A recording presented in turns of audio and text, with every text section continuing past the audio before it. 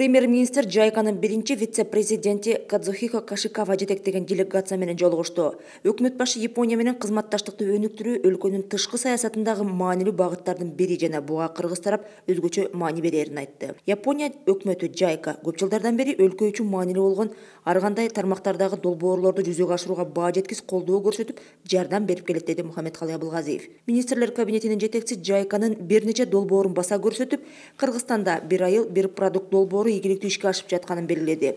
Анын натыйжасында элет жеринде жумуш орундары түзүлүп жатат. Премьер-министр долбоорду ишке ашырууну экопродукцияны өндүрүү мүмкүнчүлүгү жогору болгон Баткен облусунан баштоо аркылуу анын камтуу зонасын кеңейтүүнү сунуш кылды.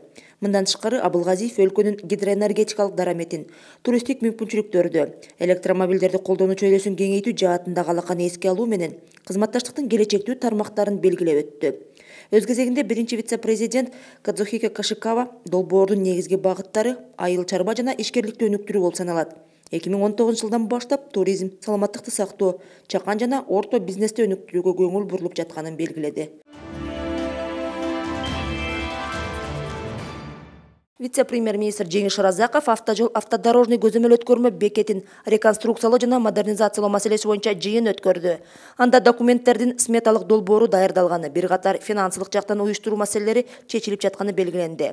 Вице-премьер-министр Жеңиш Разаков тармактык мамлекеттик органдарга курулуш иштерин баштоо үчүн даярдык иштерин тездетүүнү тапшырды. Санарип Кыргызстан 2019-2023 санариптик трансформациялоо концепциясынын жол картасын жүзөгө ашыруу боюнча штабтын жыйыны болду.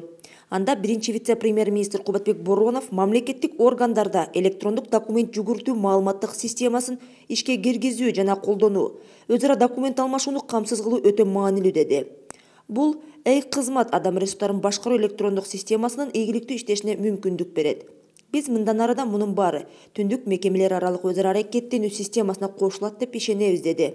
Санариптик трансформациянын алкагында иш-чаралар Кыргыз Республикасынын президентинин жеке көзөмөлүндө тургандыгын дагы бир жолу эскерте кетмекчимин.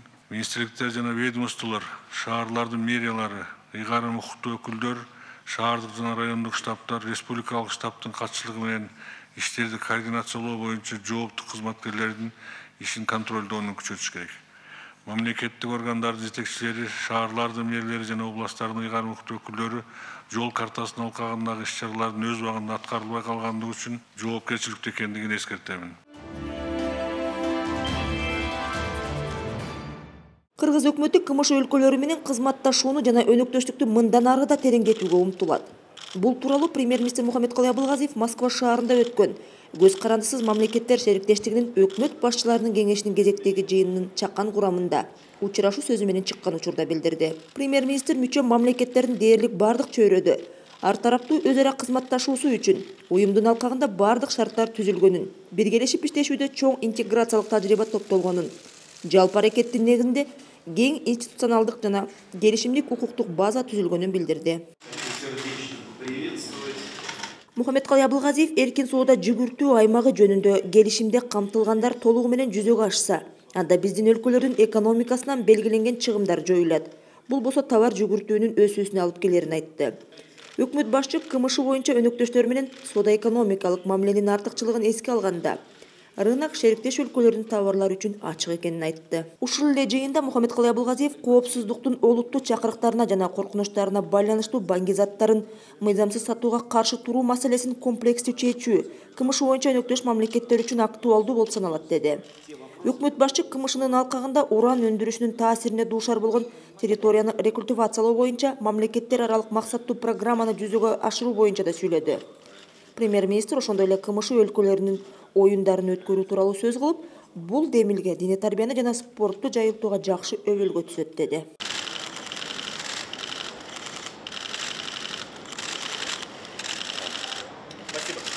Премьер-министр Мухаммедкалый Абылгазиев Москва шаарында өткөн Евразиялык өкмөттөр аралык кеңештин жыйынына дагы катышты. Быйыл ЕАЭП жөнүндө макулдашууга кол коюлганынын 5 жылдыгы белгиленет. Сегодняшняя наша встреча носит знаковый характер.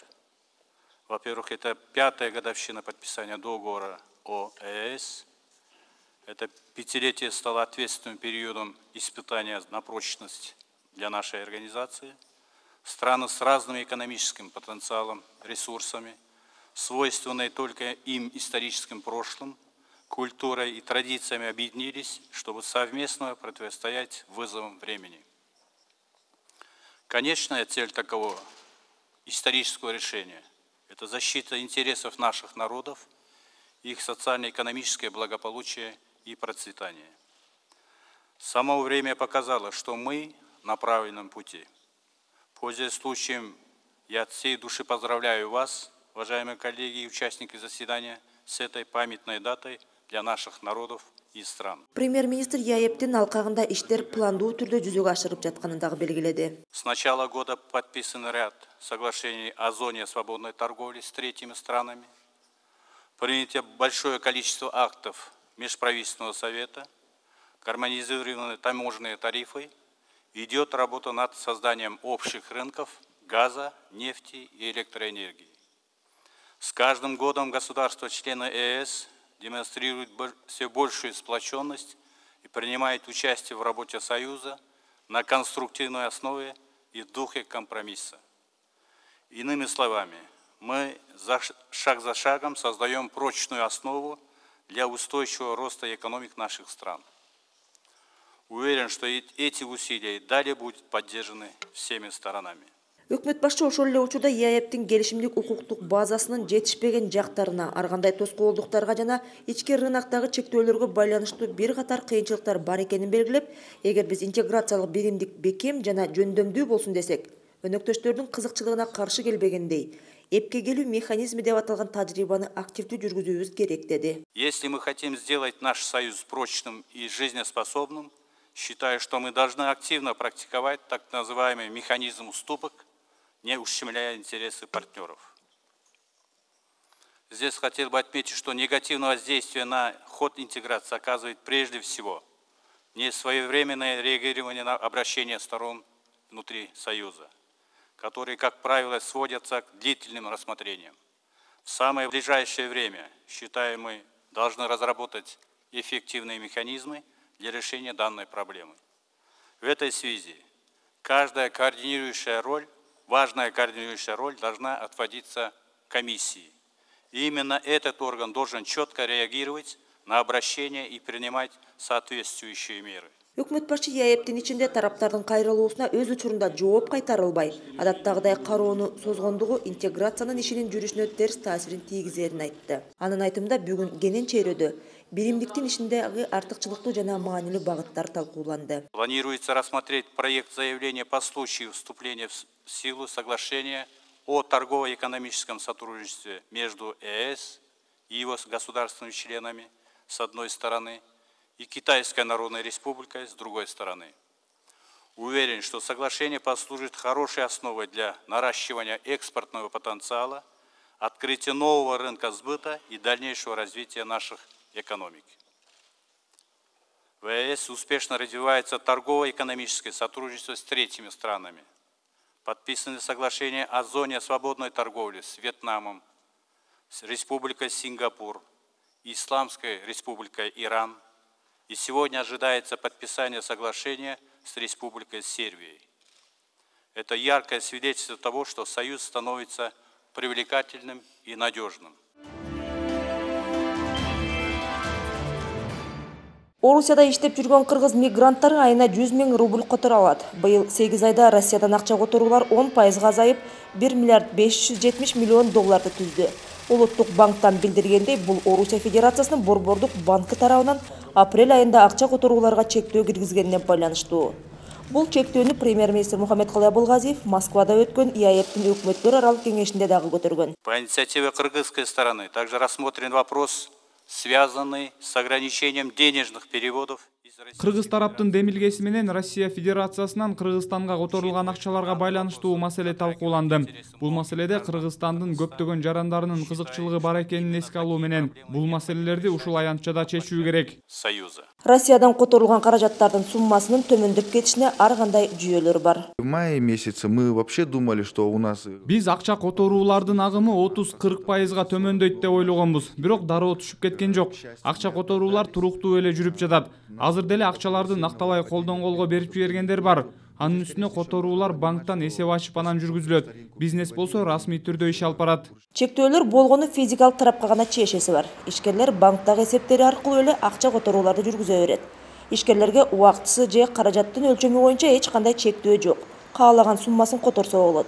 Себеби ИАЭП алкагында капиталды эркин жүргүзүү талабы иштейт. Методикалык рекомендация бул Россиянын борборлук банкынын ошо төлөмдөрдүн ачык айкын болушу үчүн жана ошондой эле жанагы терроризмди каржылоого каршы жана ошондой эле жанагы кылмыш жолу менен табылган акча каражаттарын легалдаштоого каршы мыйзамдын алкагында жана ошондой көмүскө экономиканы баягы үлүшүн азайтууга багытталган да. Ошонун негизинде берки акча которуу системалары жанагы биз айткан 100 000 өлчөмүндө Кыргыз Республикасында которулуп аткан акчаларга чектөө коюлган да. Ошол эле учурда Улуттук банк Кыргызстан менен Россиянын тутум аралык улуттук төгүмдөрү бул Элкарт жана Мирбанк карталары аркылуу төгүм жүргүзүү багытында кызматташуу жумуштарды алып барууда.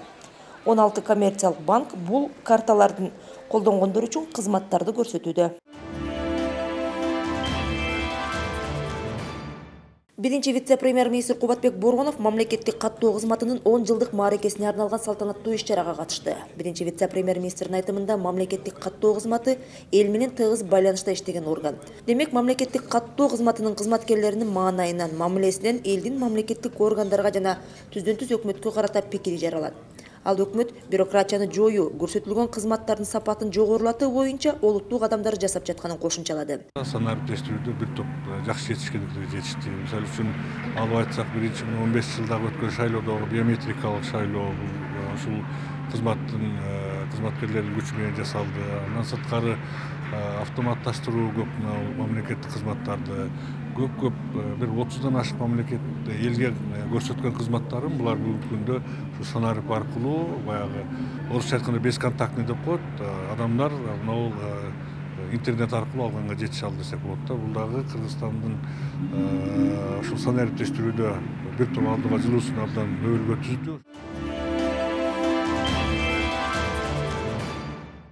Мамлекеттик пенсиялык социалдык камсыздандыруу жөнүндө Кыргыз Республикасынын мыйзамын аткаруу үчүн Кыргыз Республикасынын социалдык фонду камсыздандырылган адамдарга, анын ичинде пенсионерлерге өз ара аракеттешүүнүн дагы бир ыңгайлуу ыкмасын көрсөтүү үчүн камсыздандырылган адамдын электрондук кабинети системасын ишке киргизүүдө.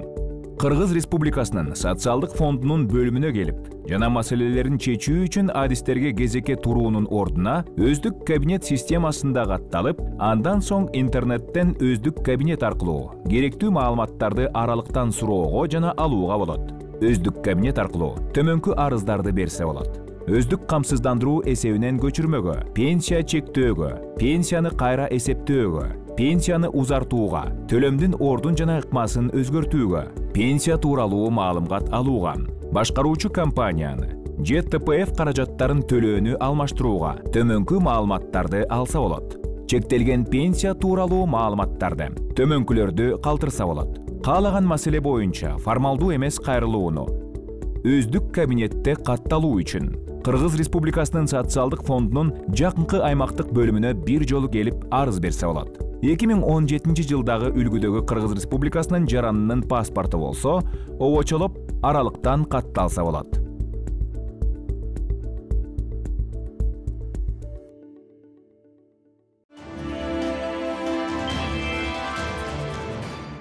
Чыңгыз Айтматов атындагы мамлекеттик жаштар сыйлыгын ыйгаруу боюнча комиссиянын курамы бекитилди. Тийиштүү чечимге премьер-министр Мухаммедкалый Абылгазиев кол койду. Бул комиссия 8 ноябрга чейин талапкерлерге сыйлыктарды ыйгаруу жөнүндө чечимди кабыл алышы зарыл. Белгилей кетсек, Айтматов атындагы жаштар сыйлыгы 2000 жылы негизделген. Сыйлык жаштарды мекенчилдикке тарбиялоого багытталган чыгармаларды жаратууга түрткү берүү, салттуу, адеп ахлактык маданий көөнөрбөс баалуулуктарды өнүктүүгө жана сактоо максатында берилет. Ал 11 номинация боюнча 2 жылда бир жолу тапшырылып турат. Комиссиянын мүчөлөрү болуп, биздин белгилүү ар бир тармактын жетекчилери, аксакалдар кирди. Андан тышкары өкмөт мүчөлөрү, эксперттер жана бизнесмендер. Эмнеге дегенде бул премия Айтматовдун премиясы 11 тармактан каралган. Бул экономика, искусство, журналистика, архитектура, жаштар саясатына кошкон салым боюнча ошого байланыштуу биз ар тармагынын биздин мындай көрүнүктүү аксакалдарыбыз жана мыкты эксперттерди курамына киргизип сунуш бергенбиз. Балык чарбасын өнүктүрүүгө багытталган программа бекитилди. Тийиштүү чечимге премьер-министр Мухаммедкалый Абылгазиев кол койду. Документ балык багып киреше тапкан чакан жана орто ишканаларды колдоо жана бул суу жандыгын экспортко чыгаруу мүмкүнчүлүгүн жогорулатуу максатында иштелип чыкты. Азыр жылына Кыргызстан 1,5 миң тонна балыкты чет өлкөлөргө сатат. Ал эми өлкө ичинде өндүрүлгөн көлөмү 2,5 миң тоннаны түзөт. Бирок бул көрсөткүчтүн деңгээли иш жүзүндө жогору. Анткени балык чарба департаменти менен келишим түзбөй өз алдынча иш алып барган ишкерлер көп. Кабыл алынган программа бул суу жандыгы менен көмүскөдө иш алып баргандарды ачыкка чыгаруу жагы да каралды. Аларды көмүскөдөн чыгарууда текшерүү же мажбурлоо жол эмес, кызыктыруу ыкмасы колдонулат. Башкача айтканда, мурда суу чарба тармагына айыл өкмөт тарабынан баягы бөлмөлөр ижарага өтө кымбат акыда ижарага берилип келген болсо, биздин жаңы программанын алкагында биз жеңилдетилген ыкмаларды карадык. Мындайча айтканда, ошол балык өндүргөн ишкерлердин, фермерлердин өзүнүн кызыгуусун арттырып, биз менен иштешүүгө бир шыктандыра турган бир жолдорду сунуш кылып атабыз. Биринчи вице-премьер-министр Кубатбек Боронов Кыргыз энергетикалык эсептөө борборуна барды. Ишкананын башкы директору Талайбек Байгазиев энергетикалык эсептөө борборун ишке киргизүү боюнча жүргүзүлүп жаткан даярдыктар жөнүндө айтып берди. Анын айтымында Кыргыз энергетикалык эсептөө борбору 2019 жылдын июль айынан бери көп иштерди жасады. Энергетикалык компаниялардан жөнөтүлгөн кызматкерлер менен компаниялар арасындагы деги эле жалпы энергетика тутуму боюнча электр энергиясына эсептешүү маалында баланс түзүү үчүн форма, таблица жана маалымдамаларды иштеп чыгуу боюнча жумуштар аяктап калды. Электр энергиясын каттай турган бириккен жабдууларды түзүү процесси учурда активдүү фазада, ошондой эле эркин баланс үчүн энергетика компанияларына маалыматтарды чогултуу уюштурулду. Биринчи вице-премьер-министр Кубатбек Боронов энергетика тармагын өнүктүрүү боюнча өкмөттүн ишиндеги башкы багыттардын бири энергетика өндүрүшүнө заманбап маалыматтык технологияларды киргизүү болуп саналат. Бул учурдагы ресурстарды натыйжалуу пайдаланууга, энергетикалык компаниялардын ишинин ачыктыгын камсыздоого жана муну менен катар коррупциялык тобокелдиктерди болушунча кыскартууга шарт түзөт деди. Борборду ишке киргизүү өлкөнүн бүтүндөй энергетика тутумунун тактыгын жана ачыктыгын камсыздарын да кошумчалады. Анын айтымында республикада биринчи жолу түзүлүп жаткан бирдиктүү эсептөө борборунун таасирин энергетика рыногунун бардык катышуучулары сезишмекчи. Көз карандысыз эсептөө борборунун ишин энергетикалык компаниялардын ишин жакшыртып, электр энергиясын жоготууларды кыскартат. Премьер-министр Мухаммедкалый Абылгазиев 2020-2030 жылдарга карата жаштар саясатынын концепциясын жүзөгө ашыруу маселеси боюнча кеңешме өткөрдү. Өкмөт башы жаштар мамлекетти өнүктүрүүнүн стратегиялык ресурсу. Алар зор социалдык, экономикалык, маданий жана илимий дараметке ээ экенин белгиледи. Мына азыр эң чоң маселе мамлекетти санариптештирүү. Экономиканы санариптештирүү маселеси. Президентибиз көтөрүп аткан маселе бул жаштардын маселеси өзү. Жаштар иштей турган чөйрө, ошолор жаңы технологияны алып келип биздин жашообузга кире турган чөйрө болуп атат. Жаңы технологиялар жаатында мен элестете албайм, мисалы үчүн жаштарсыз муну ишке ашырса болот депчи. Жаштарды ошол жака тартып, ошол кам көрүшүбүз керек. Ал жаштарды коомдук саясий ишмердүүлүк менен камтуу, мисалы алардын саясий партияларга катышуусу жана мамлекеттик институттар менен өз ара кызматташуу деңгээли анча жогору эмес экенин баса белгиледи. Анын айтымында жаштар саясий ишмердүүлүктө өздөрүнүн орду жок жана алардын укуктары менен эркиндиги толук кандуу камсыздалган эмес деп эсептешет. Премьер-министр ошондой эле республиканын билим берүү жана илим тармагында бир нече көрсөткүчтөр боюнча жаман эмес натыйжаларды көрсөткөнү менен болгон 6,2% түзгөн жаштарды билим берүү менен камтуунун жалпы көрсөткүчтөрү сыяктуу маселелер актуалдуу бойдон калып жатканын белгиледи. Тагыраагы 37,8%га жакын жаштар мектептерде, кесиптик лицейлерде, колледждерде окушпайт. Жаштарга бардык шартты түзүп беришибиз керек. Билим берүү тармагынан баштап, анан кийин иш тармагы, бизнес кылуу тармагы, мамлекеттик органдарда иштөө тармагы, ушулардын баарын тең маселелерин камтыган концепция болду. Ошого иш алып баралы. Муну дагы мен ойлойм, абдан бир көңүл беришибиз керек. Өзүнүн келечегин ойлогон мамлекет сөзсүз ушу жаштарга басым жасаш керек деп ойлойм. Өкмөт башчынын айтымында мамлекет саясат, экономика жана социалдык чөйрөдөгү жаштардын демилгесине дем берип, алардын өзүнүн ден соолугуна, ата-бабалардын мурасына, курчап турган чөйрө менен өз ара аракеттенүүсүнө жоопкерчиликтүү мамилесин калыптандыруу керек деди.